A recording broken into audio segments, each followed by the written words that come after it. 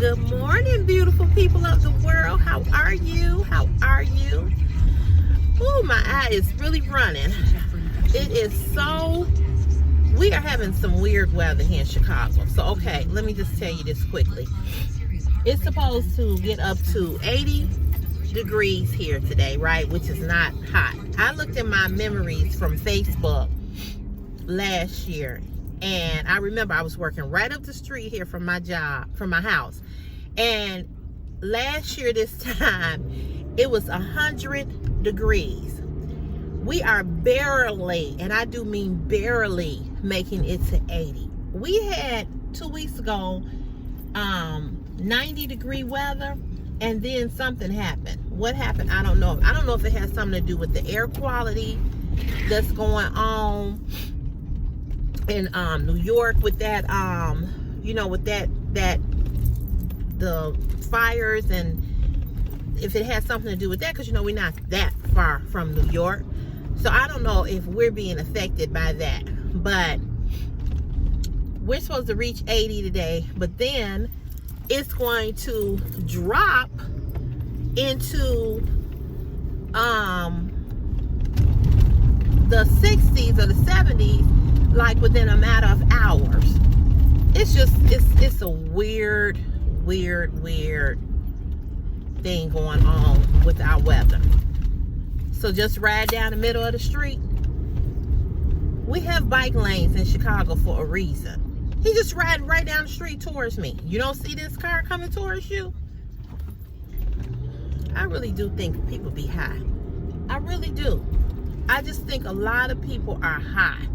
The way that they act, making marijuana legal in some states, I don't know.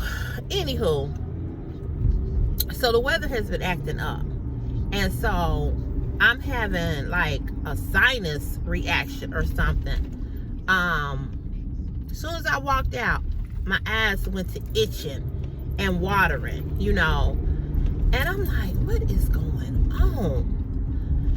I don't know. I'm having some type of reaction. That's another thing. The pollen here, the pollen count here is high. And I mean, it looked like the other day, it looked like it was snowing here. It was so much of that stuff flying in the air. It's just crazy. But people, we are one day close to Friday. We are on Friday Eve, as they say. And then we have another long weekend, Juneteenth. We are off on Monday, June 19th, for the national. Now that it became a national holiday last year, for the holiday for Juneteenth. And if you don't know what Juneteenth is about, I suggest you go and look it up, okay? Because a lot of people don't know what it's about, have no clue. They just know that they had a day off and they just glad about it. But it is historical. It is something definitely to be celebrated. It's historical. It is historical. So I'd celebrate it. I'm glad we have it. We've always had the 4th of July, but we never have had Juneteenth. And I'm glad that my ancestors made and talked about this day and made this day history, and then those that are here that fought for this to be a holiday in remembrance of the slaves being free. I'm so thankful and so grateful that, this is closed again. I'm so thankful and so grateful that they fought for this, and that they did not give up. Which brings me to my subject in my video. So if you saw by the title, I said, I am finally going to tell you guys what I have been doing for a living for the last 10 years. I was going to share that with you all today. But before I share with you all what I did for the last 10 years, I want to say hello. I hope you guys are doing great today. It is Thursday, June 15th, 2023. And I want to welcome all of you all to CC's Fashion is My Passion YouTube channel. If this is your first time here and you are wondering what this channel is all about, and you're looking at a video for the very first time, this channel is mainly about fashion, but I do unboxings of shopping hauls. I do plus size fashion for the plus size woman. Like I said, I do a lot of unboxing of things that I've bought in the store and things that are sent to me from different brands. So I do that. I do what I'm doing now, which is a car chat. You know, I do car chats, talk about different things. I do some vlogs. If I go somewhere, I'll vlog. I'm not the best vlogger, but I do that as well. But mainly this channel is a lot about fashion for the plus size woman, which I am a plus size woman. And this channel is called CC's Fashion is My Passion because I'm CC and fashion is one of my passions. It's almost the top passion of mine that I have. So that's what it's about. Okay, so getting into what I did for the last 10 years.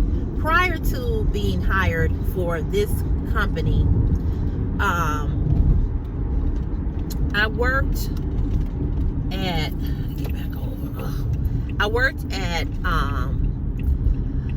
a university, a college, for 14 years where I was an administrative assistant. I worked in an office. I worked with professors and students, and I was like the departmental secretary for this one department. So I did that for 14 years. I had other jobs at the college before landing that job. I loved that job. I loved working with students, residents, faculty. I had an office. My office was I had a huge office. I dressed every day. As you all see, I love clothing, so I would put on my dresses and my pantsuits and my makeup, and oh girl, I was cute. When I first started that job, I had really long hair, and then I cut it all off and I started wearing it really short, and girl, I was just cute every day. I was just cute. And so in 2011, February 7th, I'll never forget it, February 7th, 2011, I was supposed to go on vacation the next week for a week because my birthday is February the 11th.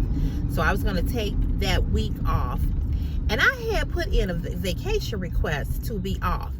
And with the way we had to do our vacation request, we had to go onto the portal of the college and put in your request. And so they didn't respond. They didn't answer me. And that was unusual because my supervisor, who I could not stand, by the way, she was new. And she was one of these people that I do believe she was racist. She was a white woman. It was just certain things that it was a lot of things. Not certain things. It was a lot of things that she did that was sneaky, that was real undercut. But I had her number. She also acted like, and I hate to say this because I hate using this word, but she acted like she was jealous, okay? Because as I just mentioned, I went to work and I looked professional and I was cute, and I was always complimented by all of my faculty, the students, the interns, co-workers, staff, people that I work with would always say, Sherelle, you always look so nice, you always look so good, you always blah, blah, blah. And as you all know, I'm a people person, so I was very well liked. I was very, very, very well liked. And Christmas time, my faculty and the interns and the students, oh my goodness, The gifts that I would get when I got pregnant with Chris, they gave me a big baby shower, which she gave me a baby shower too with the staff. I had 2 baby showers, but she didn't like me though. You know how you know when somebody don't like you, and I don't think that she didn't like me because of something that I did to her personally. She didn't like me. People won't like you because of how popular you are, and they're not. And she was kind of cold, you know. Although when I was laid off and I called her up and said, what is going on? And I was so upset. She was crying. I don't know what's going on. It wasn't me. Please understand, I had nothing to do with this. She was physically, you know, upset. I think she did have something to do with it. I am convinced that she had something to do with it. And at this time, you guys, Christopher I had him in 2008. So 10, he was 2. He was 2. So now here I am. I'm a single mother. I had been on this job 14 years. 10 years in this one department. And I had a little kid who I needed health insurance for, who you know, I needed to work because I had this little baby. He was a baby too. You a baby. You know, I had a baby to take care of. And I was in a bad spot. I was so depressed. So depressed. I lost about 40 pounds. One day I'm going to put the picture in the community tab of how skinny I was. I would love to go back to being that size now. How skinny I was when I lost my job. I was devastated. So on February 7th, 2011, we had, in that month of February, we had in 2011, we had the worst snowstorm here in Chicago. We had over 60 inches of snow that hit Chicago. Lakeshore Drive up here, when you go all the way to the end of Lakeshore Drive, people were stranded in their cars, okay? That's how much snow we had. The city was not prepared for the snow that we got. And the mayor was in trouble because these people were literally stranded and stuck in their car. So 2011, worst snowstorm, and the year that I got fired or laid off. They said it wasn't a termination. They said it was a layoff. That they were what's the word they used? Phasing my position out because it was no longer needed, which was a lie. So February 7th, 2011, I had worked all day that day. Came in, I started work at 8:30. I got off at 4:30. And at 3:30, I remember it like it happened yesterday, because that's just how devastating it was. At 3:30, they called me and told me that they needed me to come over to the other building to meet with the dean of the department and the lady who was over all the staff. I remember picking up the phone and calling my mother and telling my mom, I said, Mama, I said, they have called me to come over to meet with, I'm just going to use alias names just so I won't be sued. They have asked me to come over and meet with Susie and Kathy and the dean. I'm just going to say Dean Lewis. And so my mama said, well, maybe they can talk to you about getting a raise. And the reason why my mother said that was because of how well liked I was. And, you know, I got raving, you know, evaluations and stuff from the faculty and interns and the students I work with. She said, that's got to be it.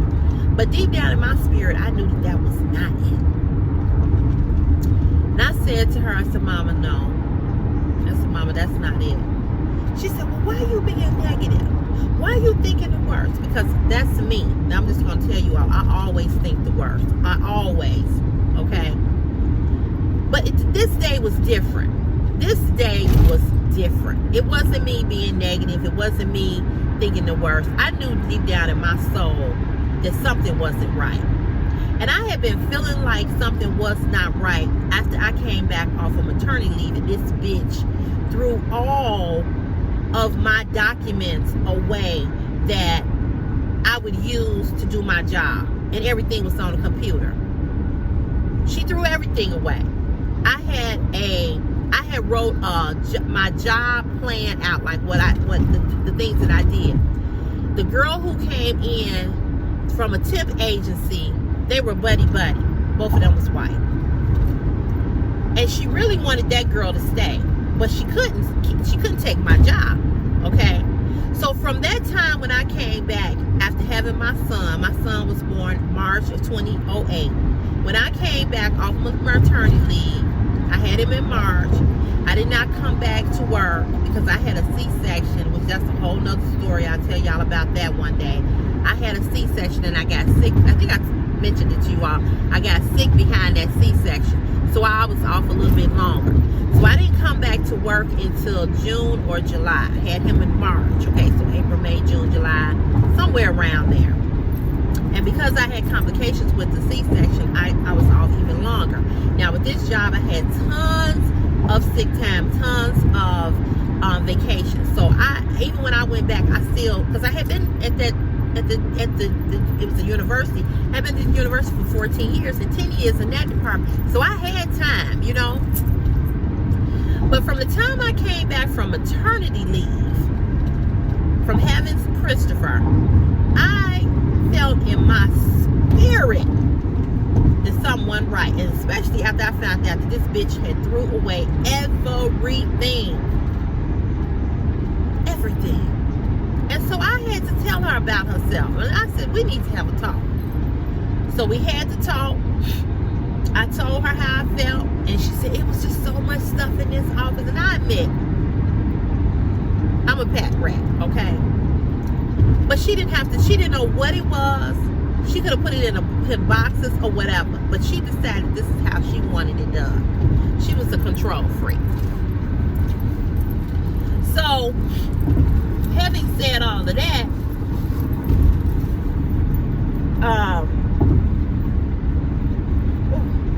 telling you I'm having an allergic reaction to something.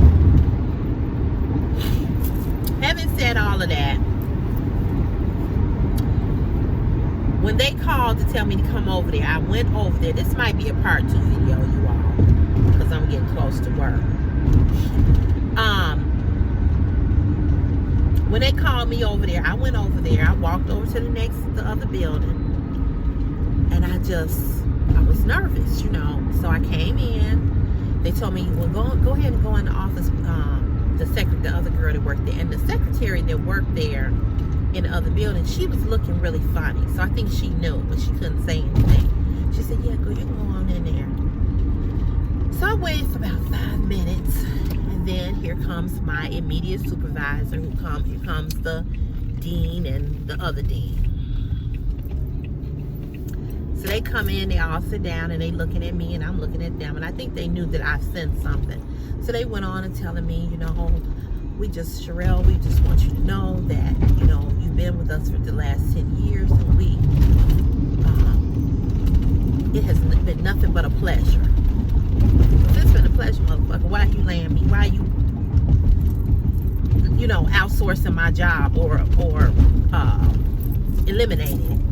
And it's been nothing but a pleasure. And you've been this and you've been that. And, you know, you've always had great evaluations and this and that. And the faculty loves you. All of this stuff. And I'm looking at them like, okay, well, maybe mama right. Maybe mama right. Maybe I'm finna get promoted. Or maybe they finna offer me something. You know what I'm saying? Bigger than what I'm doing. So I'm like, okay, all right, mama. And then they had this little white envelope. But I'm still thinking that maybe it could have been a promotion. They slide it across the table. And they say, unfortunately, we have decided to eliminate your position, and effective. Now, these motherfuckers let me work all day long. And this is why they didn't approve my vacation, because I wasn't going to be there. They said effective today at 4:30, you are no longer employed with the University of Chicago. We are eliminating your position. And this is the insurance information. And if any of you all know about Cobra, Cobra is expensive. Okay, that means that that's a private insurance outside of your job insurance. So they told me that, you know, I could use Cobra, I could get on Cobra. I knew I couldn't afford Cobra because, like I said, Cobra is so expensive. So they went on to say, you know, excuse me, we are so sorry, you know. I said, what? Oh, I had a fit. I immediately started crying. I said, I have a child. I have a 2-year-old. I need my health insurance. I've been here. I blah, blah, blah. And when I tell y'all, I gave more than 100% for that job. I gave more than 100%. Because I really, that job was like my baby. You know, it was like my child before I had a child. I put a lot of effort and everything into that job, you know.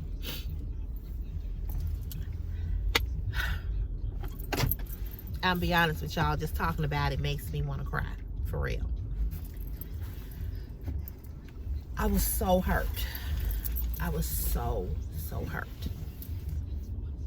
I'm telling y'all, I'm getting teary-eyed just talking about it. I was so hurt. I was so devastated.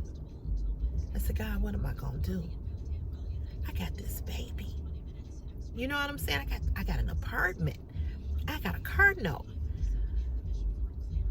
God, what am I gonna do? I took the envelope. I said, this is so unfair. This is so unfair. I can't believe this. I mean, I didn't give it, you know, I didn't care about who saw me cry. You know, I didn't care about who saw me upset. You know what I'm saying? I didn't care. I just broke down. I walked back to my office in the other building because the building's connected. And as I was walking back, I was just booing. And I ran into co-workers who was like, what's wrong? What's wrong? Sherelle, what's wrong? They were just, you know, they were upset. And I said, I've been let go. I've been fired. And they were like, what?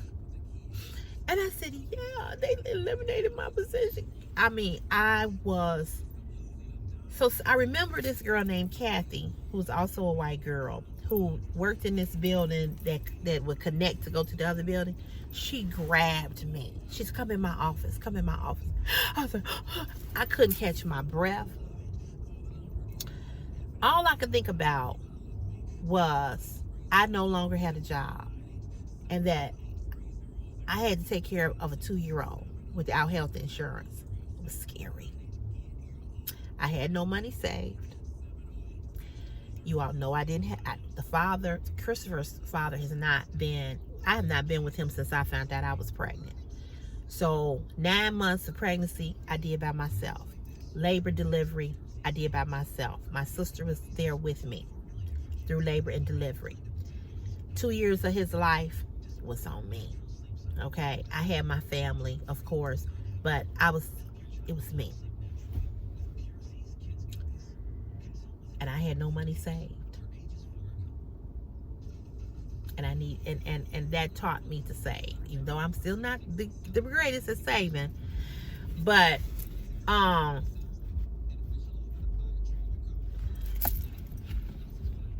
devastated. I was devastated. So I went and I called my mom. I went back to my office. And my mother said, what? I said, I told you. I knew it. I told you. So these MFers had the nerve, after me working in that department 10 years, never being an issue, never being a problem, being loved and respected and admired, had the nerve to tell me that they wanted my keys right then and there. So I got on the phone and called the union. The union was like, no. It was like, because I was in a union, like I'm in a union now. They was like, no. They was like, no. You have a right to come back and pack up your stuff. And I had all these pictures in my office. My office was really, really cute. I mean, I had it cute. So I had pictures on a billboard, like of my family and everything like that. And I had my office fixed up really nice. They wanted to pack my personal shit up in a box and ship it to me. They was like, oh, hell no. Y'all ain't doing that to her. So the next day, mind you, it's a bunch of snow outside, right? The next day, these eyebrows ain't looking good today. I was rushing. The next day, I went back to my office and I was able to pack up all my stuff. And they were rushing me. You all would have thought that I had really did something. You know what I'm saying? I was like, what the fuck is really going on? The way in which they treated me. And now when I look back on it, I should have sued their asses. But I didn't know no better. But I should have sued them. I should have got me an attorney and I should have sued them. So my co-workers came in. Everybody was hugging me by. My faculty, the students, the interns, they were crying. They were crying. White, black, mainly my staff were white, Asian. A lot of them was from Russia. A lot of them was from different countries. I learned so much working with these faculty because everybody was from a different place. So I got to learn about different countries because I worked with them and I would listen to their stories and telling me how they grew up poor and, you know, from this country or that country or whatever. So I learned a lot working in that job and from the students too. Y'all, they was boo-hooing crying. They were crying. They were like, you got to be kidding me. They wrote me, I kid you all not, I had 50, and I am not exaggerating, I had 50 recommendation letters to use for another job. They even wrote an article about what happened to me in the University of Chicago student faculty newsletter. They interviewed me when this happened. They were outraged. They went to the dean. They wrote a letter to the dean, the faculty. They said, how can you all do this to her? We need her. What are we supposed to do? Because I was the person that they came to for everything. When the Xerox machine was broke, when Xerox paper needed to be ordered, when they were sick and they needed to let their students know that they wasn't coming, I would walk over to the classroom. I knew that campus from front to back. Everything that they needed. When they came in for housing, I was the person that I ordered all of their books, all of their materials for class. I was that secretary, that administrator for the whole department. And they decided to let me go. So it was a devastating time. But the support that I had from these faculty that I had been working with for the last 10 years, and some that were new, the interns and students, they were amazing. I had never felt so loved on a job like I felt with that job. I loved that job because it wasn't that I was making a lot of money, but it was because of the fact that I was being educated in a way that because I didn't go to college, I didn't get that. It was just like listening to them and talking to them, I was learning so much. It was educating me. It was making me smart. You know what I'm saying? I loved it. I loved the people. It was just an amazing time. I was an events coordinator. I coordinated their events. I did it all. And I loved it. That was the thing. I loved it. So I remember going home, going to my parents' house because I was staying with them because we had all this snow. And on the block where I was, it was nowhere to park. So I was staying with them. And I went up in my old bedroom and I just boo-hooed. And in 2010, I had broke my ankle. So I was off again, but I wasn't off that long. I was in a cast all the way up to my knee. Oh my God. I was just devastated. So I went home and I told my mother and my father what happened. Well, you know, I had already told my mother. And they were like, don't worry, don't worry. I got no sleep for almost 5 days. I could not sleep. So from 2011 to 2013, I was laid off. In 2013, my nephew came over and he said, I can't tell y'all where I work, but he was saying that they're hiring. So he said, you should apply. He said, but you got to do it online. I said, okay. So we applied for the same job. He didn't get it, but I did. And I was shocked. I applied for the job in November, and the week before New Year's Day, right at the day after Christmas Day, this job called me. I had no clue what I was going to be doing. I didn't even read the job description, nothing. But I knew that I needed a job because I had been laid off, and I was using money from my 401k. That's how I was surviving, because unemployment cut me off after 6 months of being off. I had no more unemployment. I had to go and get on public aid. Yes, I was on public aid for a year, where they gave me money to pay my rent, which was not a lot. They gave me food stamps and medical for myself and Christopher. And I could have stayed on aid, but that ain't me. And I was determined to get a job because I've always worked. I told you all, since I was 14, I have worked. So this job called, and it was a 2-week training. It was the worst freaking training that there was. And I did the 2-week training. It was hard, but I did it.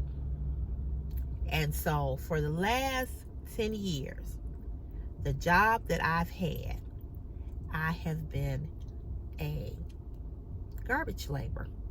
I dumped garbage for 10 years in alleys. Residential garbage. I've done alley after alley. I've had rats to jump on me. I've seen everything. And I said that when I retire from this job, because now I'm in another department. Okay, I'm in another department where I'm a construction laborer in another department.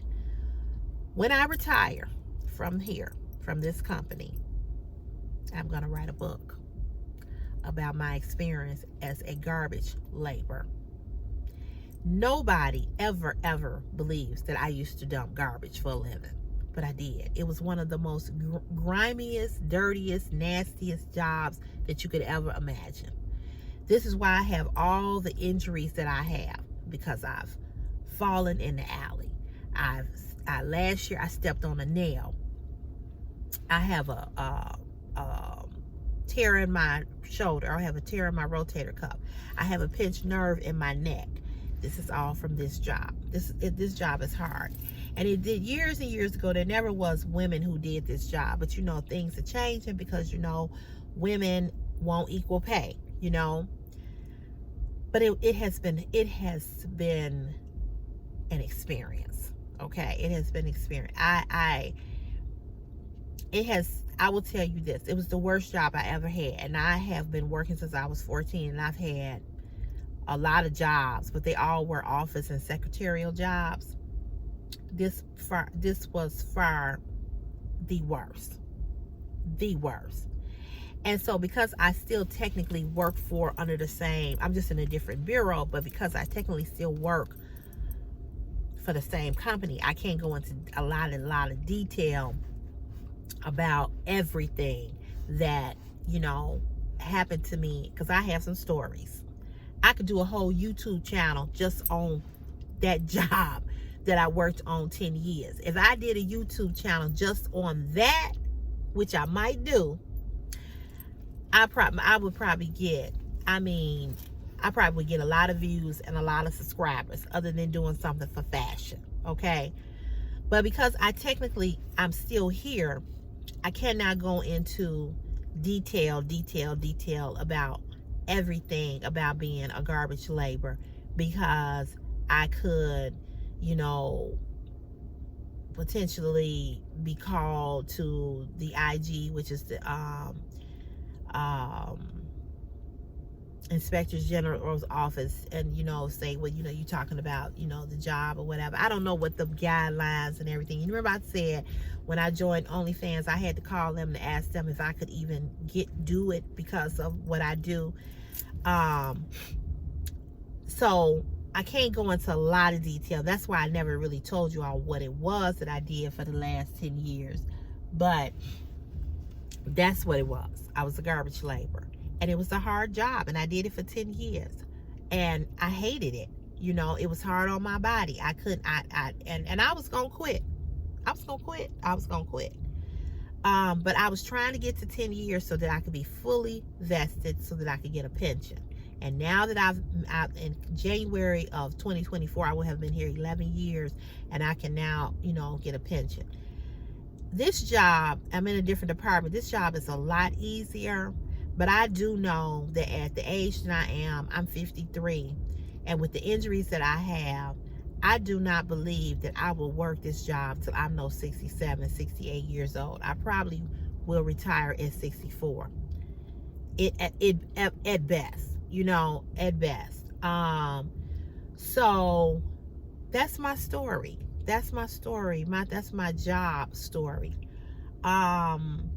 But I said all that to say to you all that whatever challenges you may be facing, whether it may be your job, whether it may be something in your personal life with a mate or a child, you know, don't give up. You know, don't give up. Don't give up. Don't give up. Because it's so easy to give up. And sometimes I know sometimes things can be so overwhelming for you that you're like, I just can't do this no more. I just can't do it no more. Because believe me, I said that 1,000 times doing the job that I did. Okay, it was some days that was really hell.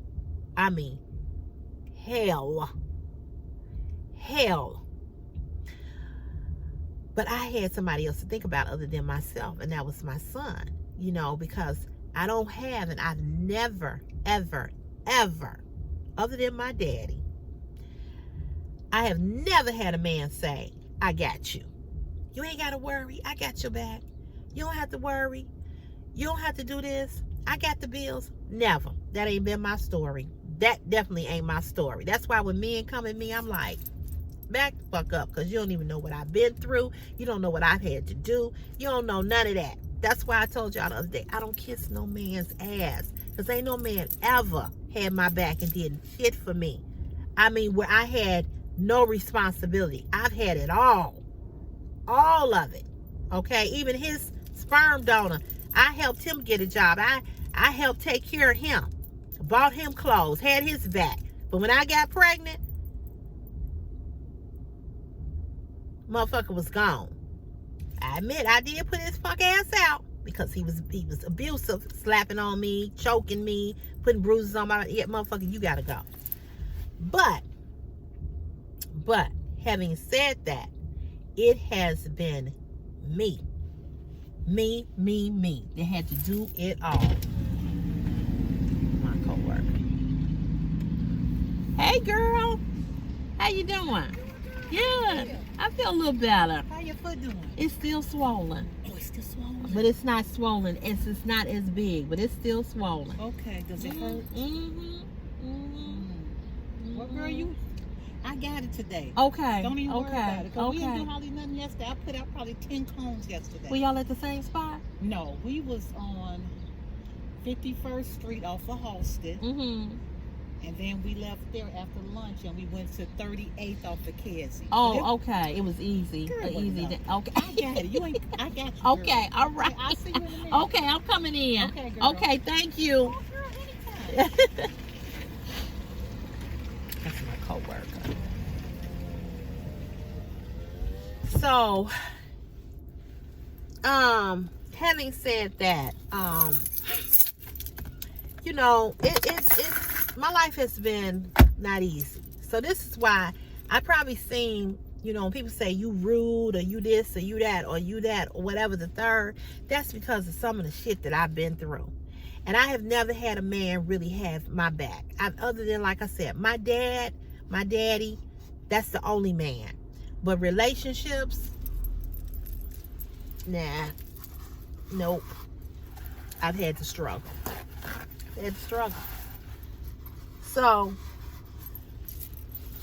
that's why I don't let men get in my face and talk that bullshit to me, because I've always had to do for me. And then when Christopher came along,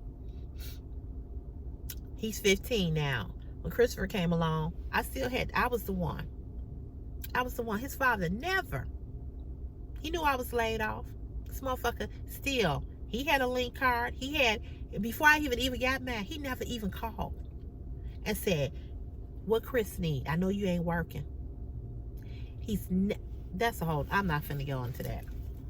I ain't finna go into that. But I said all that to say that life is hard. Life is unpredictable. Life throws you some blows and some jabs that are unexpected. But whatever life throws your way, know this: God is faithful. God is faithful. God is faithful. God is faithful. Because I could have lost my mind a long time ago. But God is faithful. And even in the midst of my trials and my tribulations and my ups and my downs and my disappointments, God has been faithful. He has been faithful. I know I got a potty mouth. I know I curse, but I know the Lord. I know who he is. I know all of what he is, because what he's done for me. He has been faithful. And it's a song, if you go look it up on YouTube, if you type in, He's Been Faithful, there's different renditions of this song that people sing. But God has been faithful. And he has never left me. So if today you watching this video and you listening to this story and my story and what I'm saying, and you going through something, a trial, a tribulation, if you're going through something and you on the brink, on the edge of giving up, don't give up, because God is faithful. He's a God that would never leave you nor forsake you. And when you think that it's to that point where you can't make it, call out his name, because he's a faithful God. And that's all I have to say about that. I'm not a person that's on here to preach to you, but I'm just on here to inspire you. And I'm here to inspire you, to tell you that God is faithful. If you never had a problem, you could never know if God could solve it. If you never had a problem, you wouldn't know if God could solve it. Everything is not going to always be easy. But with God in your life and by your side, he will pull you through. So I'm going to let you go in peace. I'm going to let you go and leave that with you, that God is faithful, and don't give up. All right, you all. God bless you. You know where I'll see you. You know I'll be back on here. I did a Fashion Nova haul. I haven't uploaded it yet. How you doing? Good. How you doing? Good. is crazy. I know. I know. See you later. All right, you too. That's my work crush. Anywho, he is cute, but he young though. But anyway, just know that God is faithful. He'll never leave you nor forsake you. He'll be there with you to the end. Okay? I love you guys. Like I said, I uploaded a Fashion Nova haul. It's uploading now as we speak. So by the time you see this video, you will probably have seen the Fashion Nova video. All right, you guys, maybe, I don't know. So God bless you. Have an awesome day, and remember, God is good and God is faithful. All right, y'all, bye.